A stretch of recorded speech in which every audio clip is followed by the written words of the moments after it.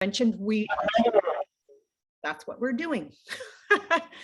So I want to begin by acknowledging the land that we live and work on. This is an important step on our path of truth and towards reconciliation, which is the work of all Canadians.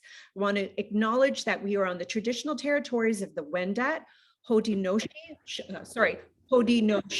and Anishinaabe, peoples whose presence here continues to this day. We would also like to acknowledge this is the unceded treaty lands of the First Nations of the Williams Treaty, and thank the signatory nations respectively for sharing these lands with us. We'd also like to acknowledge the Chippewas of Georgina Island First Nation as our closest First Nation community, and we extend the hand of partnership to them so we can live in a good way in accordance with our treaty acknowledgements. We are all treaty people, and we all have a responsibility to the treaty agreements. I invite you to find out more about the treaty that you live on and consider not only the way that the land shows up for you, but how you can show up for the land to live in reciprocity. Also, I see some poppies there, and of course it is Remembrance Day, and we want to acknowledge the sacrifice and courage of those who served our country and acknowledge our responsibility to work for the peace that they fought so hard to achieve. So now we are on to the Learn seminar portion, and we are thrilled to welcome Marcia Mohammed, who is the founder and lead strategist for Social MD. She spent over 15 years as a digital marketing and sales professional for companies like Yahoo, Bell, and Torstar Media. She now focuses on partnering with small and medium sized businesses where she can share her industry expertise and passion for marketing. I'm so glad you're here. Thank you so much, Marcia. Thank you, Leslie. So wonderful. What a great turnout today. It is fantastic. I'm very impressed. Love when people are ready to learn. So just before we start, for those of you who are able to keep your cameras on, I know that a lot of presenters appreciate that because then you're not speaking into the void. We understand that sometimes that's not possible, but if it is, that would be fantastic. It's still early though, too, right? So it sure is. You haven't seen me the waist down, right? Did you see me the waist down? Nice thing about Zoom. Wonderful. Okay. Well, I'm gonna get right into it because there's lots I want to share, and we only have a little bit of time, so let's get started.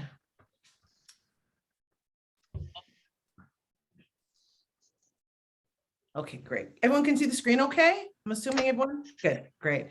So today we're going to be, thank you so much, Leslie, for the great intro. I have an intro slide, so I think I could skip over that slide. But it's my pleasure today to come and share my industry knowledge with you, everyone here. This topic is something that's not just knowledge that your group is seeking, but many, many businesses. And it amplified since even pandemic. Pre-pandemic, I remember talking to businesses, and sometimes the responses I get to them when I talk to them about social media was surprising to me. And now that we're somewhat in and post-pandemic, the conversations are way different. People are really open to accept that social media is here and needs to be a part of the business.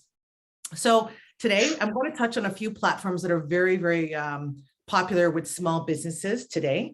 There is many more, but I will briefly go through a couple of the popular ones and talk a little bit about best practices on those platforms.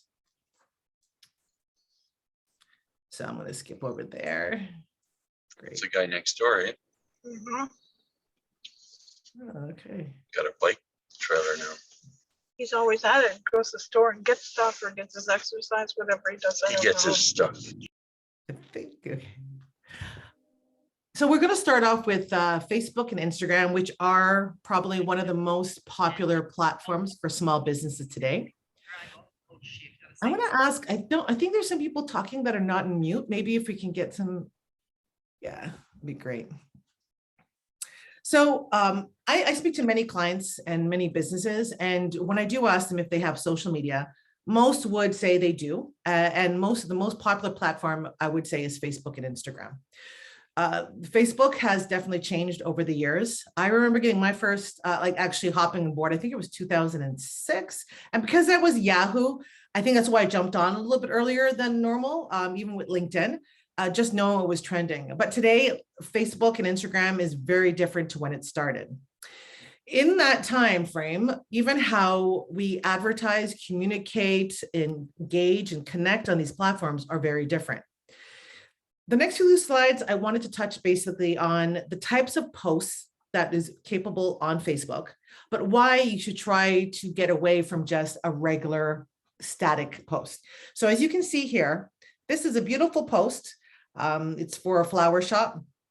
Great post, very visual, and it has a little bit of a description. Now, as I mentioned, we're not saying that you should stay away from just regular static posts, but if you are going to do a flat image, make sure some of the best practices with this is that the image is clear, it has good lighting. And if you are a flower shop selling a product, or if you're, say, for example, a food industry, make sure that you try to be as creative as possible. You have to remember that there is many businesses that are in your area that are competing. So taking a look at what's trending in the industry or with your competitors may give you a little bit of a gauge if you are on par or if you need to step it up. I took my dad, I think I was mentioning this to Leslie, my dad actually opened a restaurant during the pandemic, and he has no clue when it comes to social media at all.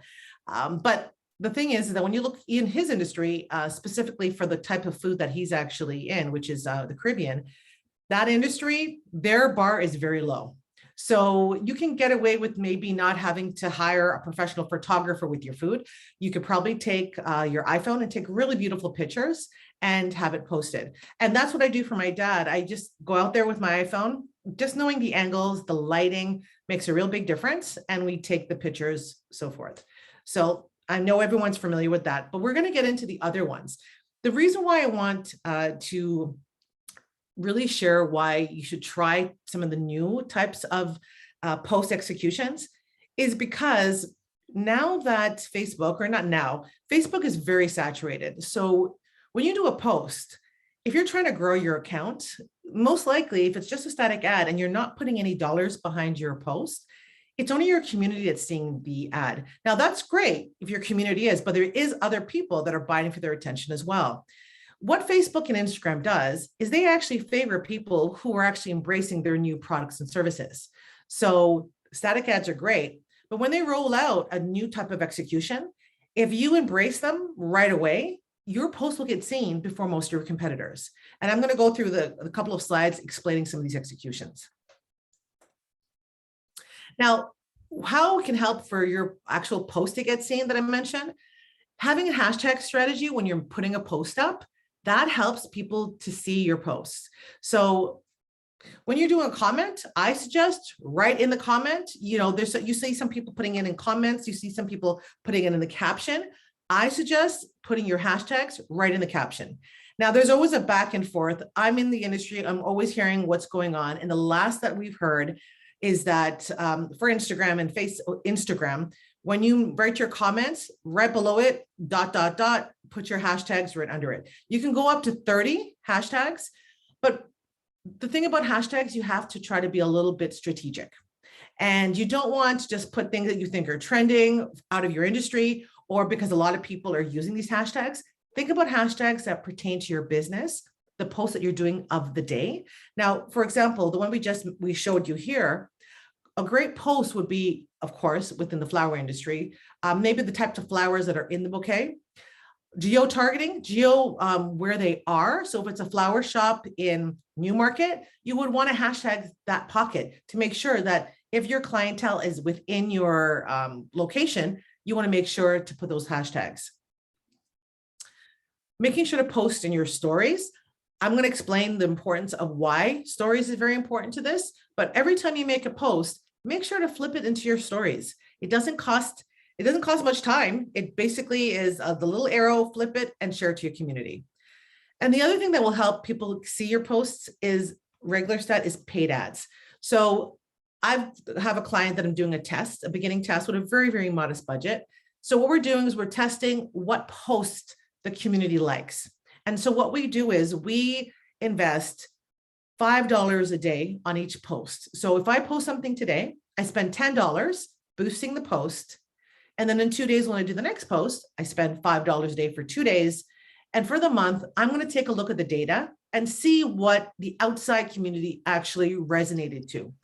Basically, why I'm doing that is to get smarter with the posts. If we don't measure what the community likes, you're just going to be putting posts and not getting any performance or any type of results that you want. So that's really important. I want to mention and lastly, I'm not sure if people put questions in the comments, and if anyone wants to pause me, I'm more than happy to answer questions as we're going through the slides. If I know I'm going to answer them in the next moment, I'll let you know.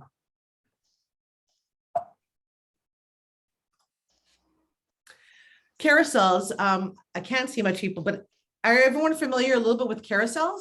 So a carousel is if you scroll through your feed and you see more than one image, that's called a carousel. So you can have up to 10 slides on that. And this is a newer type of execution product from Instagram, and which can be on Facebook as well. But basically, this is how it would look.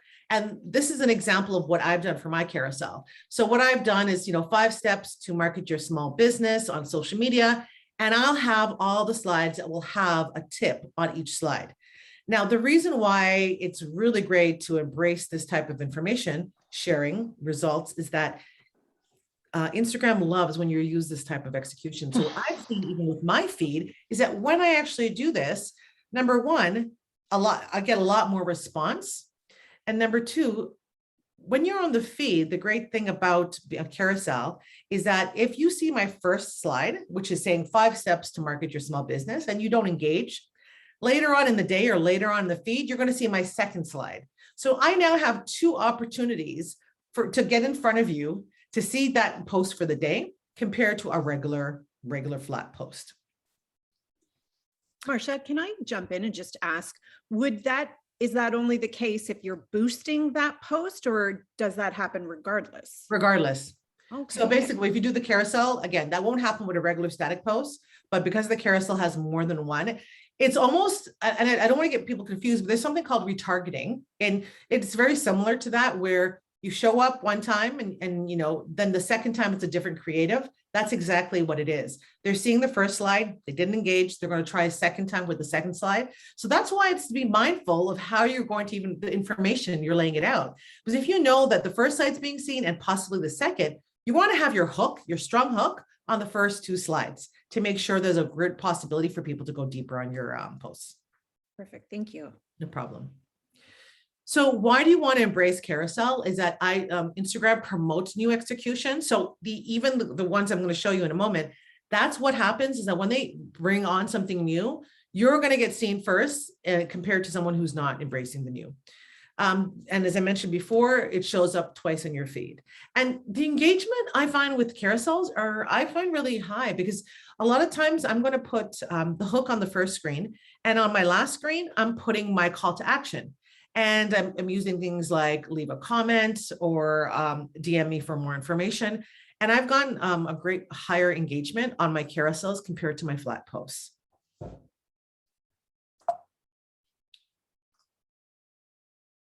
So as I mentioned before about making sure that each post is on your stories. So for you who don't know what a story is, if you go into your profile, on Instagram, you see these little circles on the top. And if it's lit up with that colored ring, that means there is an active story going on. Basically, you have the opportunity to put the post of the day. You can feed that on your story, or you can create something on your own and just put something brand new. What that does is that the thing about stories, and why you can't just rely on stories for your reach, is stories is only seen by your community. So no one outside the community, or no new eyeballs or new customers you're seeing when you do a story. But what it does for the community is that the people who are your followers, they will be notified that you put up something new.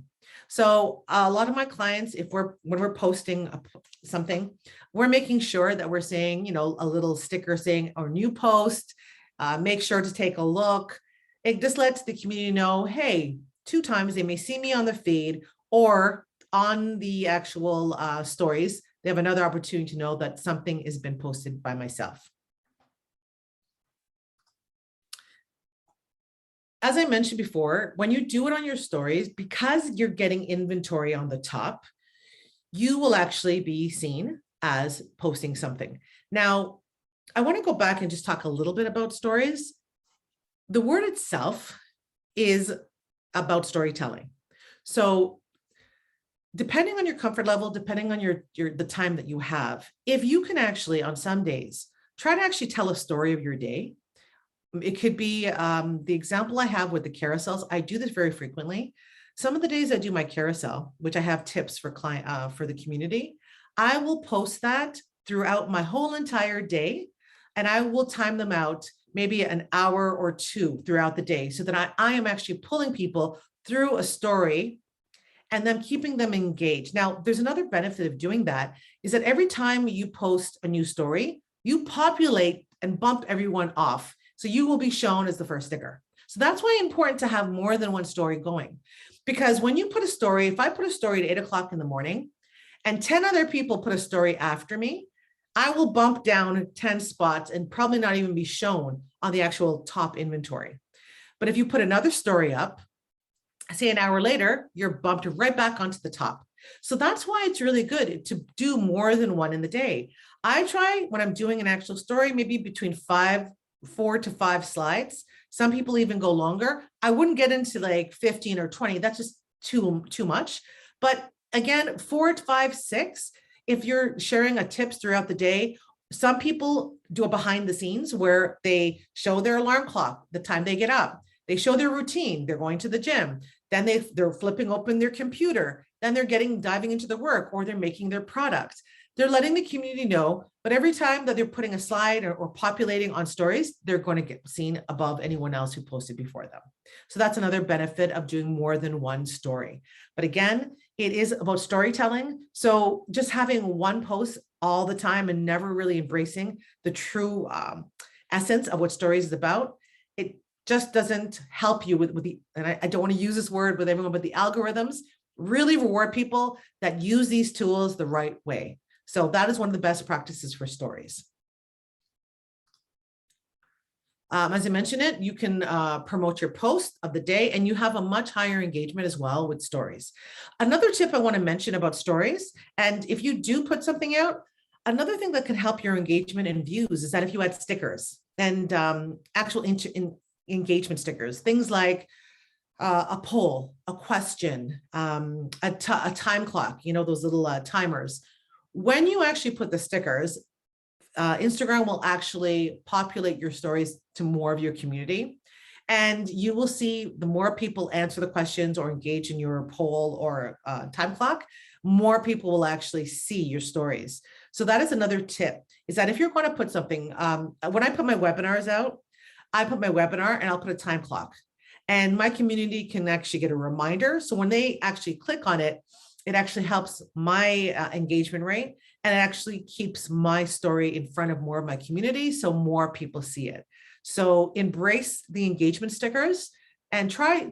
I'm not saying to use it in useless ways, but make sure if you post a tip, ask a question. Maybe if it's a this or that type of post, like, do you like cars or trucks? And you put a question to your community. That really helps with engagement, and that will help you get seen more in your community. So this, here's the example of how I've used it. So I did how to improve your customer experience. And then throughout the day, I think I did about 6 slides for this one. At the last slide, I actually asked a question. And then after that, sorry, the slide before the last, I asked a question. And then I put a call to action on the very last slide, telling people to either follow me for more information, DM me for more questions, or make sure to check out my website. So those are things that I actually pulled through on my stories, and it does really, really well.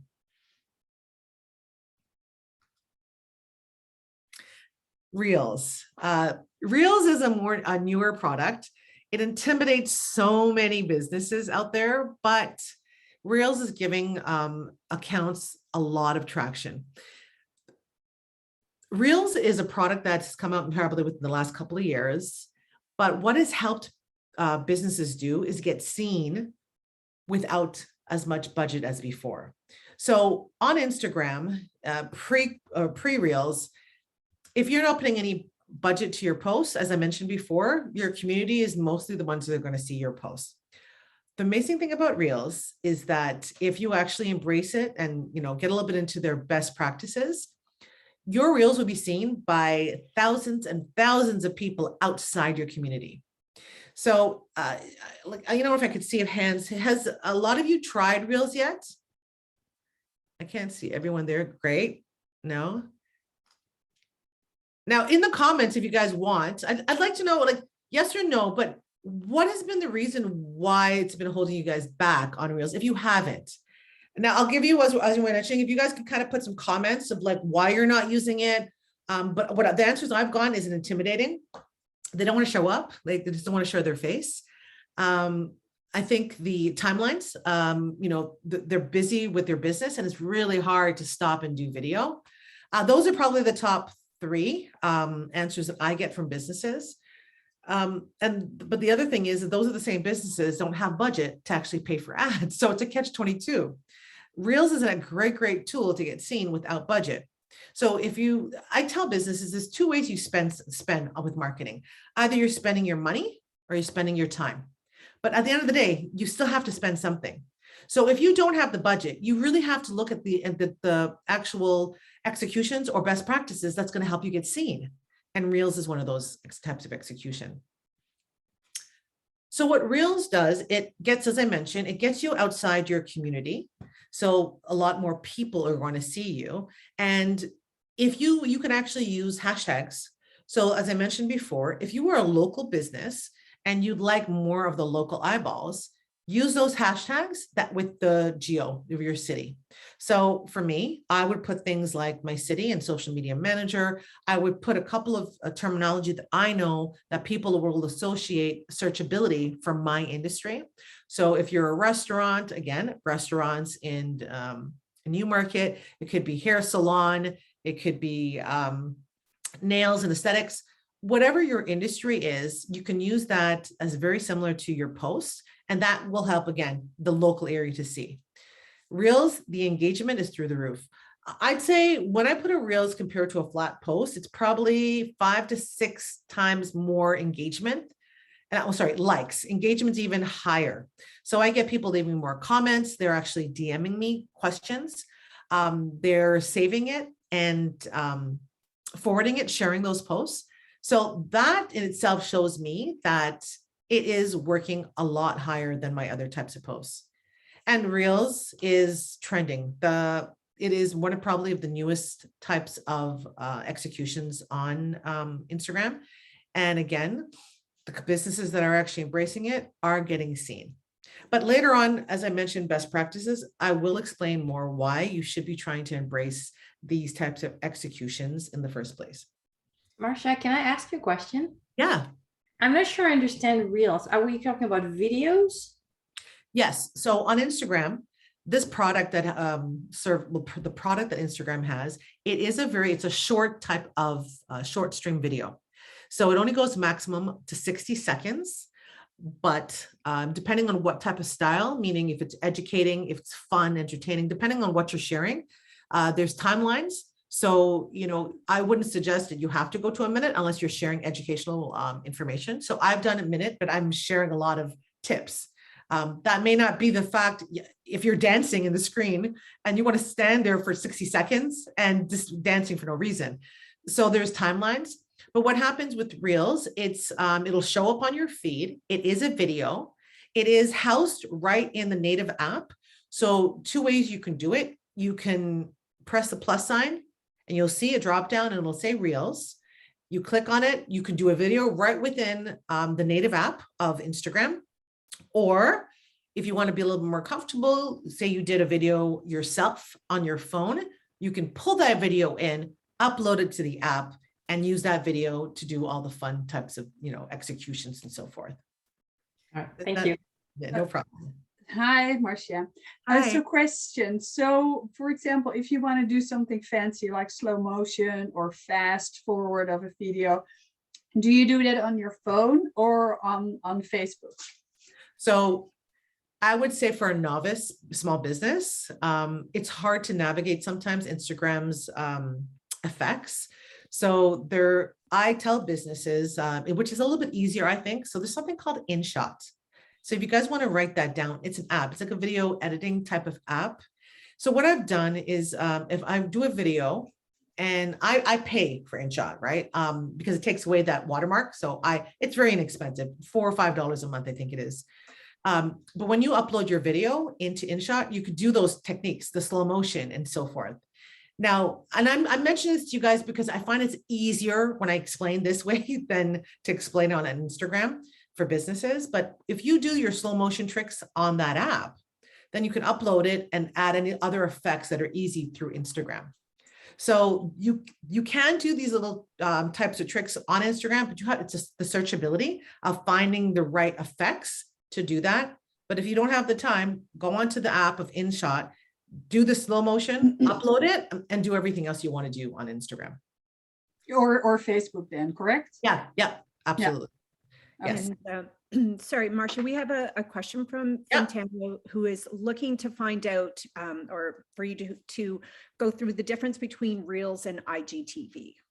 Absolutely. So with Reels, as I mentioned, it is a short timelines on what you can do. You can only video up to a minute.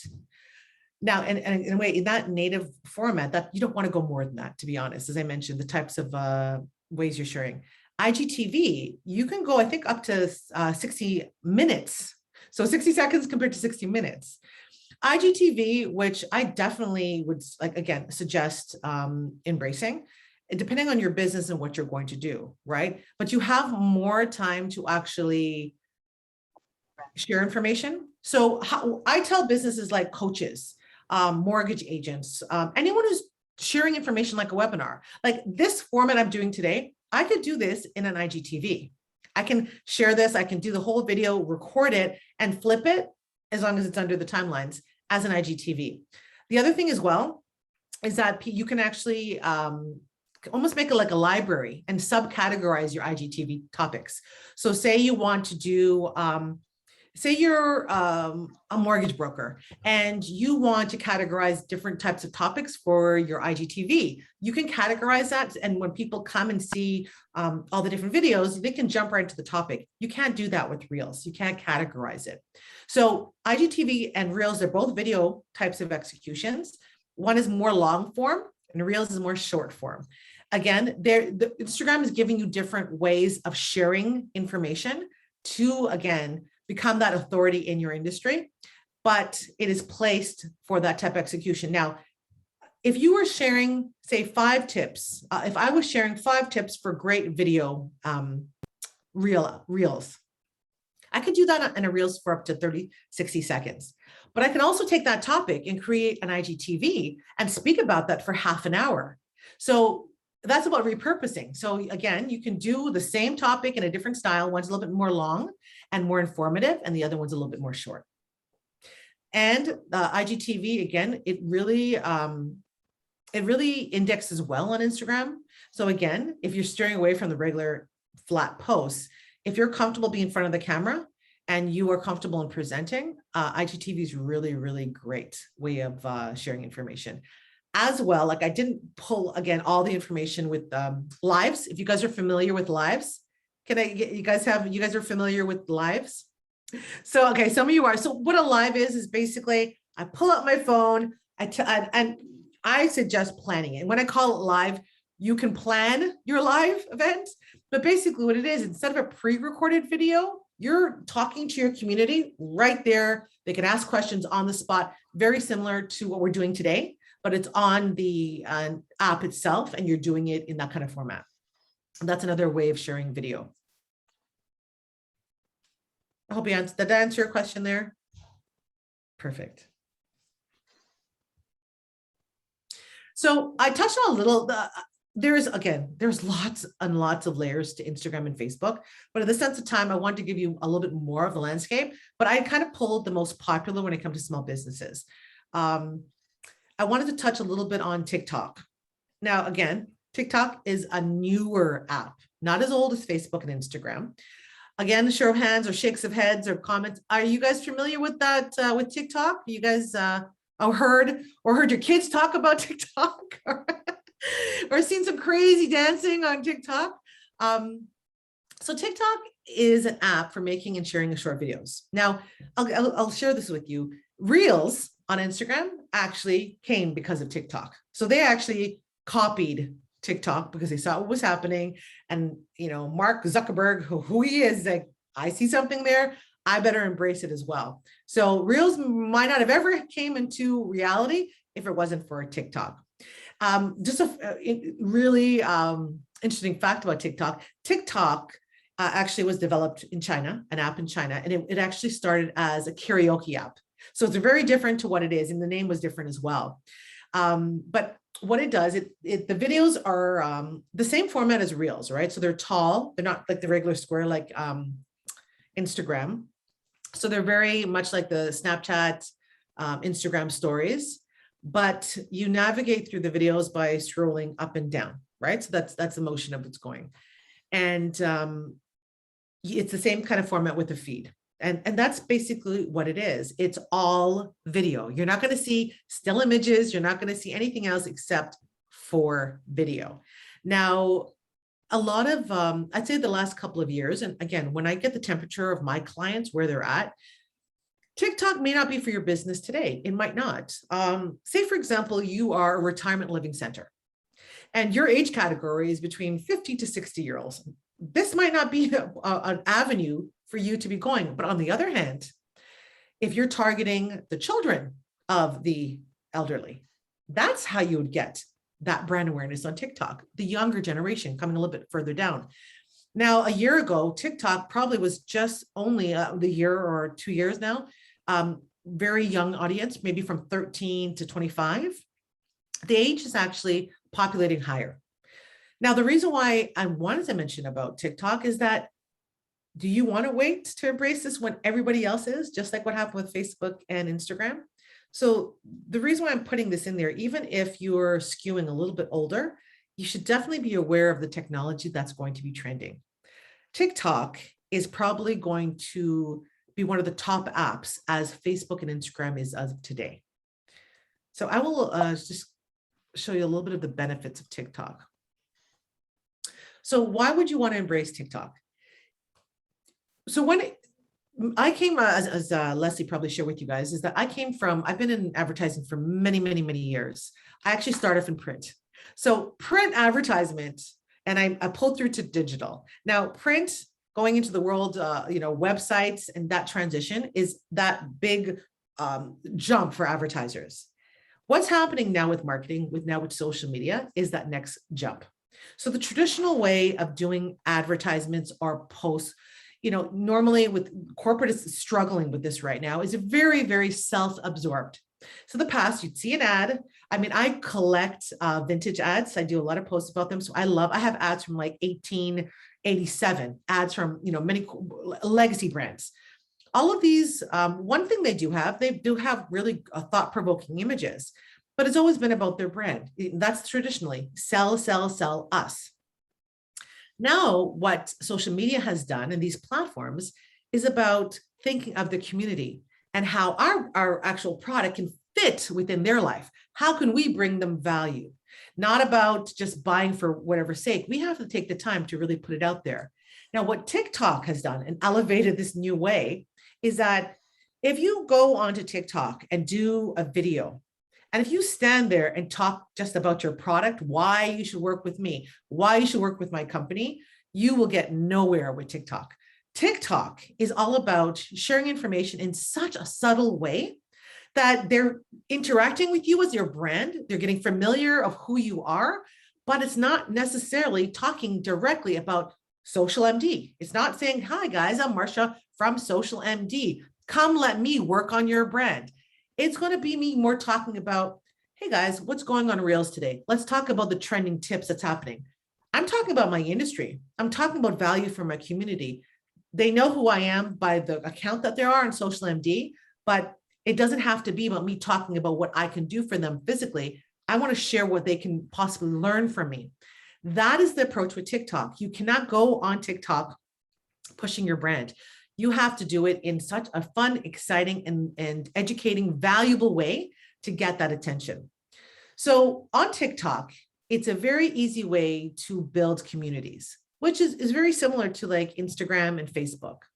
So they use what is trending, video. Video is probably the #1 type of execution you should be focused on.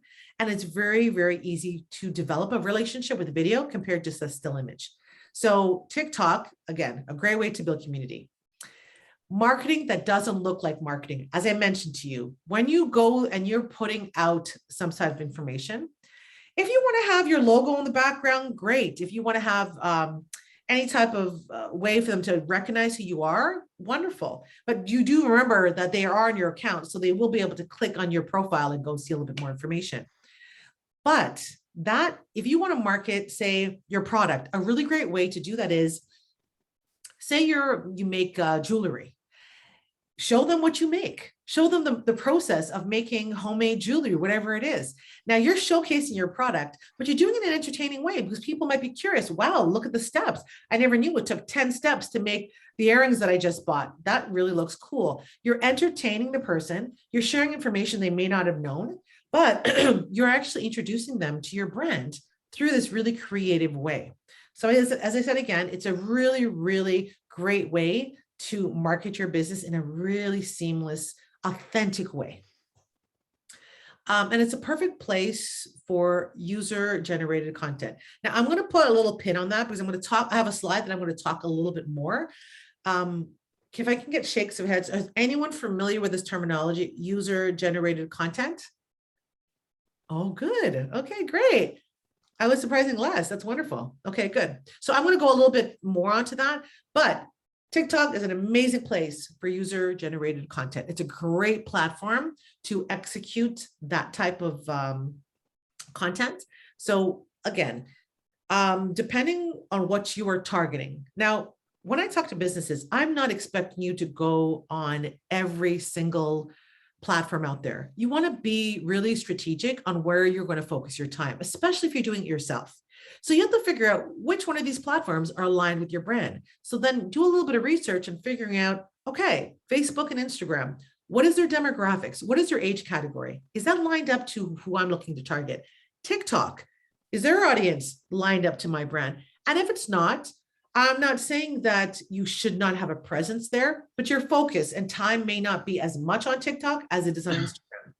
But making sure that you're aware of TikTok, because that is, the age category is getting higher and higher.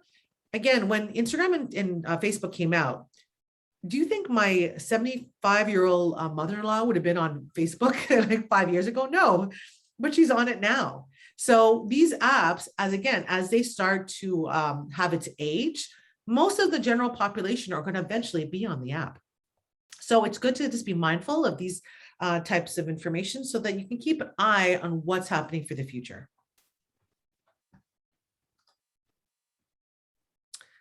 So the other thing as well is that, and I apologize, I don't know why the picture is not populating, but if that's the worst technology issue I have today, then I'm fine with it. Now the big thing again, as I mentioned, one thing I want, if you walk away with anything, is that to focus on naturally marketing your business, basically. You do not want to be that pitchy business owner, because if you do that, you're going to get a lot of people dropping off of your feed, dropping off of your fellowship. That cannot be your end all be all. And if you don't know how to do it, hopping on calls like this, which is wonderful, educating yourself or partnering with people who can do that. If you don't focus, you will actually end up hurting your brand more so than helping it. So this slide was an intro slide that said, so basically I'm going to get now into best practices.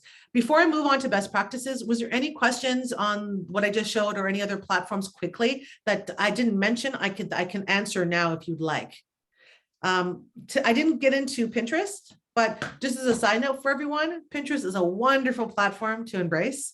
Maybe another day in the future, but I'll give you this. Pinterest is a platform that is untapped, just like TikTok and LinkedIn. But if your age category is female, Pinterest is 80% female. So just keep that in mind. That might be a great, and it's because it's not as saturated as Facebook and Instagram, you have a better chance of being seen on Pinterest. again, pick your vice, see what it is that works with your brand. But that is another platform that's really, really great to try to get some information on if it works.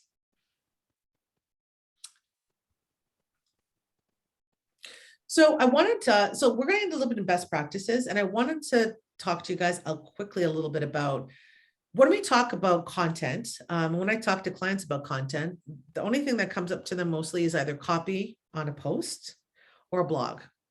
And I just wanted you guys to know there's many ways of sharing content than just a blog post. So the reason why I want to mention content styles is because the type of content that you put out can help your engagement as well. So you have to think about, okay, for one brand, a blog post might be the be all and end all for that brand. But for your brand, video might really work for you. Or maybe it's a webinar.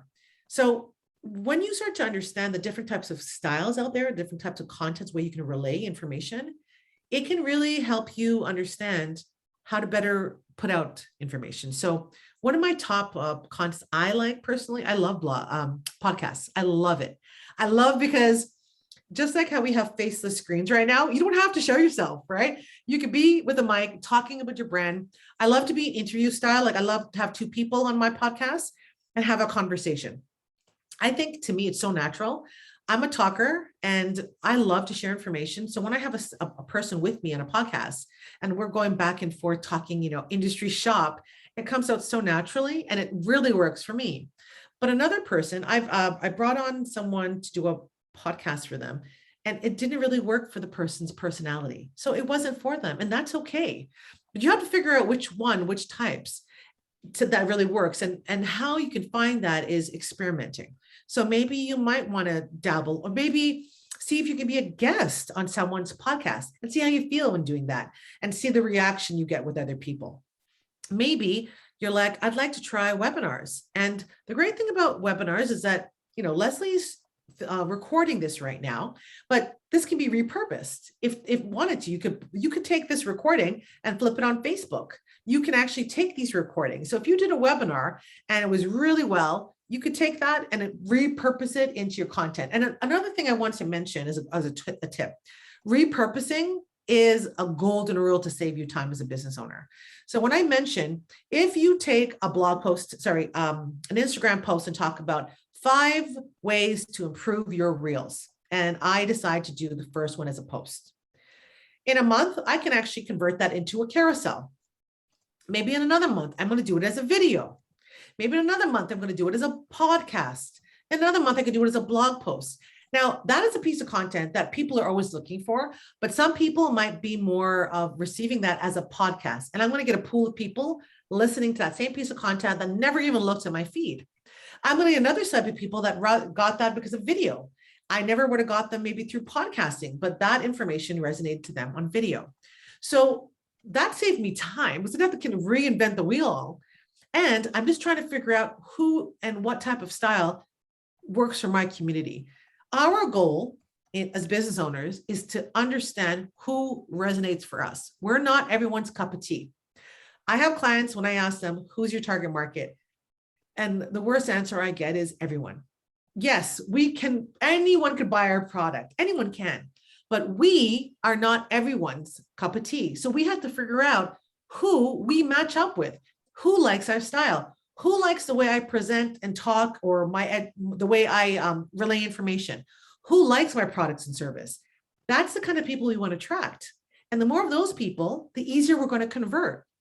That's what we need to focus. So now when we understand the people who like me, I find them when I'm doing my podcasts.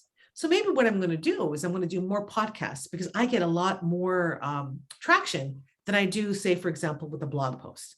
So I hope you guys, that this is something really, really important. I'm not doing it justice right now. We're just talking a snippet of it, but the way you do your content affects your performance on these platforms as well. So just be mindful of and try to maybe experiment in different ways of relaying your information. If you're not getting any traction with the way you're doing it today, well, then pivot and try a new way and see if that makes you a different results.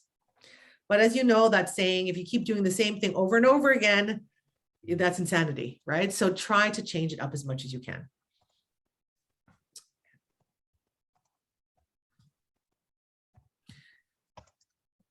Showing your human side. Now, this had a nice picture of a girl showing her a nice smile, but showing your human side is probably, if you're not doing it today, if you start to embrace it, you will see such a change. Now, I came from corporate. Corporate, we don't show ourselves. When I worked for Yahoo, when I worked for Torstar, no one's seeing me on any kinds of posts. When I'm working for P&G, when I'm working for Unilever, they're not seeing the CEO showing up on ads. So when it comes to social media, corporate's struggling because they're not used to that style. Everything's stock photos, but you will see something. The CEO of Instagram, he shows up on Instagram now all the time doing videos. Now I see them because I'm targeted for that because I'm always looking for industry changes. But him showing up is a different level of what never happened in the past. To see the CEO doing videos on the platform is something that is not the norm. But the reason, if you're seeing Instagram CEO showing up on Instagram, that's no different of you showing up on your feed. When I started to show up on my feed, so when I first started with mine, I did what I knew. I never really put any images of myself. Then I started realizing they're not connected to me. They don't know who I am. So then the realness of me really comes into them experiencing me totally. So it's so much like dating. If you're dating somebody or you go on a dating app, you see a picture, flat pictures, like, okay, great. You see them, but you want to get more of them. You want to maybe talk to them on the phone. You might want to have a video call. You eventually want to meet them. Before you totally trust this person, you're going to want to get a little bit more intimate. So if you're not showing more of a human side of your brand, you're missing out on a lot more customers that may gone to your competitors compared to you. So show yourself. And it doesn't mean that every single video or post has to be directly. You can have your hands in there. It still shows that this is your video and you're involved in it. You could be holding your phone and walking to the gym and you're not actually in it, but you're talking and you're showing them where you're doing. That's showing up. You're still there in their presence and you're actually the person making it, but you're not maybe physically. Maybe you're going to the gym. You don't want everyone to see your hair all a mess, but you can show them what you're doing in that moment. So it doesn't physically always have to be your face, but it still has to be a presence that it's you. Educate and show value. This is really, really big on the way the content you want to make. If you want people to read your content, it should not be self-absorbed about you, your service, your product directly. I will be sharing my social feed and I would love for you guys to follow me for the mere fact is it gives you a true example of what I'm talking about here. On my feed, I could probably, it's only if I have a workshop that I'm going to talk about the workshop directly. And most of my, I do a Marketing Monday free once a month. So it's still not a cost for them. But the Marketing Monday is to educate the community. So when you go into my feed, you're going to see that what I'm doing is each and every post, I'm educating the community on what's happening. I'm telling them about best practices. I'm talking about what's trending. I'll entertain them a little bit. Maybe I'll see a fun and exciting way to show them why email marketing is so important. But I'm always showing value in every post that I'm actually putting out there. So when you are actually creating your content, think about, is this answering a problem or satisfying a problem of my client? Are you providing value to them? Are you getting to know them better? Are you asking questions to find out what they need? That is the kind of posts and the kind of information you should be putting out that you will start to see a better engagement rate. Entertaining. So to entertain. So this is a really hard one, especially for small businesses. This is something that is not traditional. And when people see things like TikTok or Reels, and they're seeing people dancing and running around, and they're like, I don't want to do that. That's not necessarily having to mean that you have to be jumping around and doing somersaults and handstands. You can relay things in a very entertaining way, but clever. So some of the things that I've done is I do a lot of sometimes voiceovers. So I take some really clever, audio from a movie and then I will actually pull it in and share information. It's entertaining, but I'm relaying this information of value in an entertaining way. The reason why I'm going to mention that this is something that businesses have to learn or find someone who could do it for them is because this is what people are going to be consuming. People want to be entertained. People want to see value. So again, if these are the types of posts or content that people are resonating to and seeing, and you're not doing it, you're just basically limiting yourself on eyeballs. So again, this topic in itself is a webinar on its own to really go deep to understand. But just the one walkaway is think about how you can relay information in a different way than you normally do, and not such a flat type of way. That will be very helpful for yourself. So I'm going to get a little bit into user-generated content because I really wanted to kind of talk a little bit more on the side about that. User-generated content is something that is not going away and is going to get more and more and more popular. And as a business owner, you should really, really try to understand it and embrace this. With user-generated content, basically, it refers to content that your brand is not endorsing directly. It's created by someone. So that's not someone who's officially a representation of your business. So if you're using an influencer, if it's a review from your customer, if it's, I've had customers, we've had their clients use their product and post it on social media. That's user-generated content. An influencer who's in the beauty industry, if they like your product and they're endorsing it, that's user-generated content. This is what is of the future. And I'm not saying you have to go and, look at influencing marketing and find a celebrity to endorse your brand. You just have to understand is that the way that content is being put out now, everyone is looking for authentic information. And your circle of people is who we trust the most. So most of the time when you get people, if I know my friend tells me, Marcia, I just used this new hair salon. Oh my God, I love her. She did this. I'm more apt to go to that salon because my good friend who I know, I love her hair. I love how it looks. I'm more to go there because she told me. But if an ad popped up and the person is swishing their hair around and it's very stock photo looking and come into our salon, I may not have went to that hair salon, but because someone close to me or more of a human endorsed it, I actually went there. So when we talk about influencers, some of these influencers, their followers treat them like it's their family. They value their opinion as close to them. So when they do endorse something or they say a product or service, whatever it may be, they trust where that's coming from and they're more apt to check out your information than you for yourself saying, come check out my brand. And this is going to be more and more, especially TikTok is taking over. Reels is an indication of showing you the same thing. And those two types of platforms, the influencers are, they're on it. They're showing videos, they're showing up. And if you go to any of these conferences, I attend the TikTok conference all the time. And the stats that they talk about, especially for businesses that are e-commerce, this is blowing up their businesses when it comes to this type of information. So again, depending on your business, this could be something that you really want to invest a little bit more knowledge in and understand how, if it works for your brand, and maybe get a little bit more acquainted with it. Embrace new trends. So today, basically, I was talking about what's trending and what's best practices. And the faster you hop aboard on what is trending, or you find out, even if you go through your feed on Facebook and Instagram, you're going to start to see a trend without even having to do research.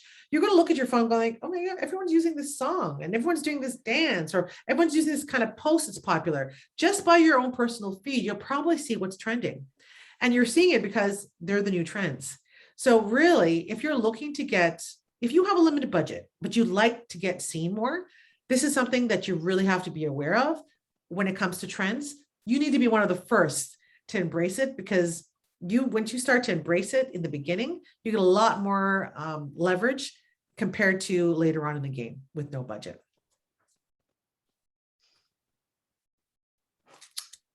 And that is it. I don't know if there's any questions on anything that I just mentioned. So I know that Susan put a question in the chat with regard to voiceovers and whether there's any concern about copyright issues. So if you pull from the app itself, so when you're, a lot of times what I do is when I'm looking for trends, there's a few ways. The voiceovers, I look for those voiceovers. When you're on Instagram and you look at a Reels, I'm going to kind of maybe show it to you guys. If you're on Instagram and you're looking at a Reels, right in the bottom corner, when you actually look at the actual Reels, I'm going to show it to you guys if I can. You guys can see this, but right at the bottom here, right at the bottom here, can you guys see that? Okay, right at the bottom, if that song is trending or that voice is trending, you'll see a little arrow popping up. So just look at the bottom of the Reels. If you see a little arrow popping up, that means that's trending. That's a hot, either a voiceover or a hot song. If I take that, you click on the song and then you can use that song yourself. Once you're using what's inside of Instagram, you're okay. You're not infringing on anything. Now, this is the funny thing, and I've done it before. I've pulled something outside on my own video where I mentioned you can do videos outside and pull it onto Instagram and Facebook. The minute I did that, Facebook sent me a notification that I could be infringing on like things like that. So do it inside the app. You'll have no problem with it. It's funny. I use the same song that they would have on Instagram, but I get that flag from them because it wasn't done in the app.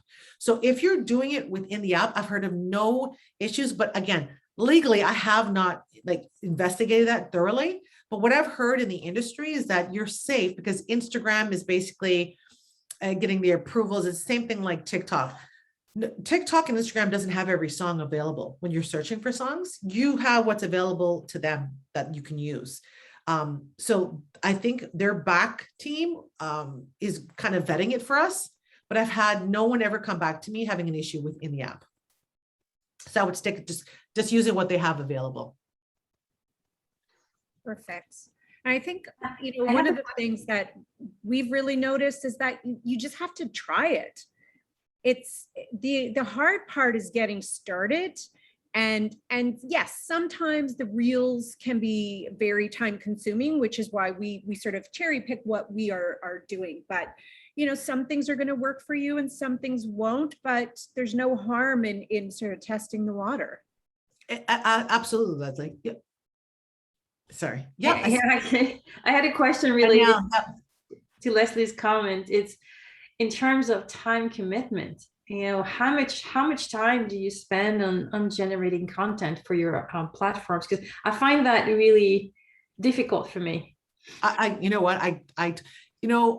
make my own content only for the fact I have a team that can do it for me, but I love doing my own content because it's me, right? But it's time consuming. I have to batch. Now, when I mentioned batching, the days that we work from home, a lot of us, so I'm not made up every day. Like today, I'm probably going to I'm going to make some Reels because I'm all made up with makeup today, right? But normally I'm like in my, not my hair's all done. But what I do is I batch them. So I do like 4 or 5 videos. I flip off my clothes, change it and batch it. And that's my content making day.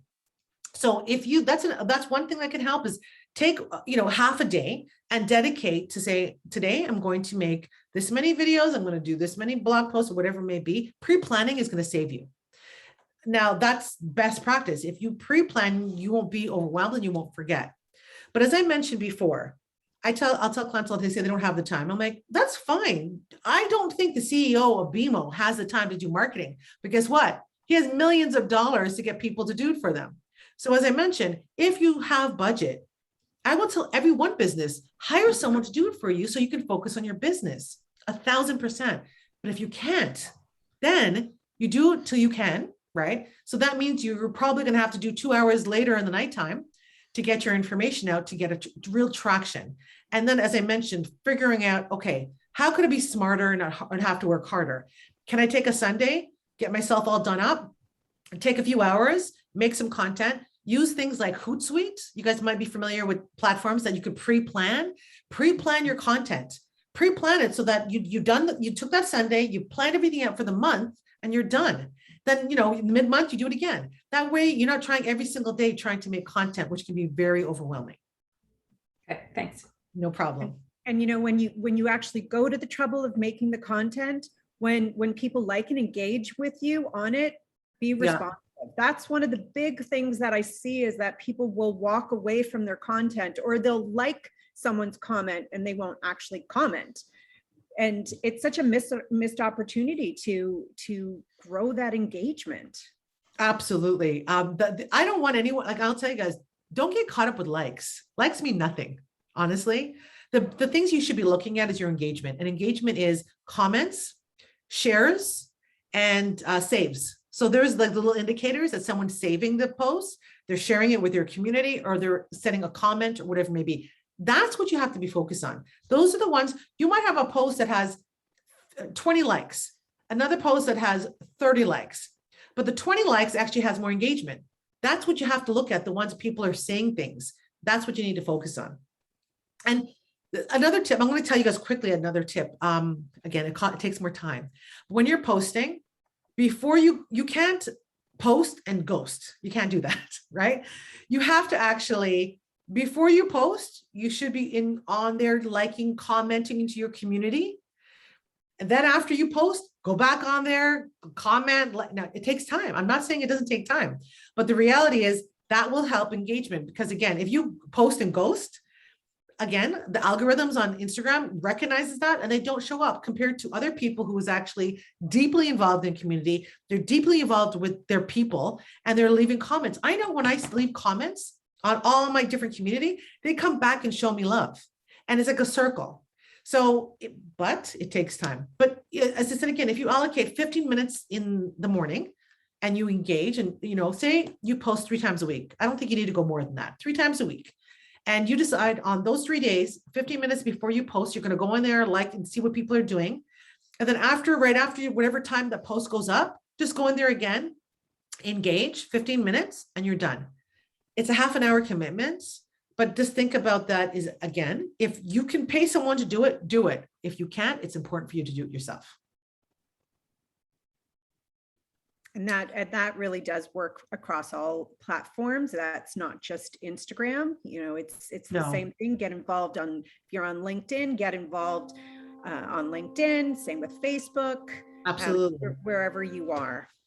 You have to get, if we want people to engage with us, we have to engage with people. And again, as I said, gone are the days where you just put a billboard ad up and you're good to go, right? It doesn't work like that anymore, right? You can't set it and forget it anymore. So, but if you pre-plan, you can somewhat get to that level, right? You put it out there and, engage. But as I mentioned, take my Instagram handle is socialmdteam. I share a lot of tips, tricks, best practices, and what I'm doing on my account is what businesses to drive, like showing up, entertaining, video, care. It just gives you a good gauge. And I also do a free Marketing Monday once a month, which this one's coming up. I'm doing a marketing strategy. So these are free to everyone if you guys would like to learn more. This is an ongoing thing. You're not going to learn everything in a 1 hour webinar, but attending these things, you're going to get better at it. And it's practice. Practice is going to be what's key, and consistency. If you have the heart to at least show up and be consistent, you can learn and get better at it. It's just if you make a mistake and you don't show up is the problem, where you may not see much traction when it comes to your accounts. Well, thank you so much, Marcia. Does anyone else have any last questions before we end things here? No, it was a great session. All the things that Marcia talked about, actually, I've never tried them. So, oh, good. Yeah, I am one of the guys that you call having a flat post. That's all I do, is because that's the only thing I'm comfortable with. One thing you can walk away with. The good thing is that no, it's not you, right? A lot of businesses think it's them. It's not you. It's just tweaking some stuff. So if you're not doing the best practices, that's a good news if you're not seeing the performance, because if you start to implement some of this, you might start to see a positive change. Right. Yeah, that's good to pick up. Yeah. Yeah. Well, Thank thank you you again. everyone for attending, and thank you so much, Marcia, for all your fantastic words of wisdom. We really appreciate it, and that was terrific. And there's lots of food for thought there. And sorry, Wonderful. loud in my office. And if Actually, anyone, sorry, I was going to ask Leslie or yourself, maybe another training thing for me. It does say something about the transcript here, and it said it can be recorded or copied. How do you actually do that? are you talking about on the webinar? Yeah, the Zoom, it says right there, and there's a live transcript, and it says who can see, and it says if somebody wanted to, they could save that transcript. Are you So talking about in the chat transcript? no, So- not the chat, the transcript. So Naki, I'll jump in here. That was just if you wanted to have subtitles available. So I just enabled subtitles. That's all that means Oh, I see. for the Okay. session. But I think though, if you hit live transcript, you'll see, I think. I see the transcript, but I did not see any way of saving it. That's why I was asking, how could you actually save it if you wanted to? I imagine you would just grab it, copy and paste. Oh, I see. Okay. That's my guess. Okay.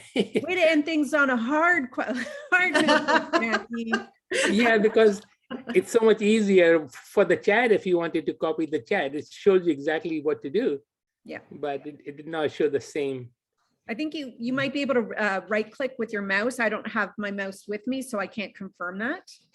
But you guys will receive a link to this recording though, and you can always go back and listen as well. I just want to let as well, if you guys follow me, you at any time, if you want to DM me with any questions after the fact, feel free to do so as well. I'm more than happy to answer some like offline questions if you guys have anything you want to ask. Perfect.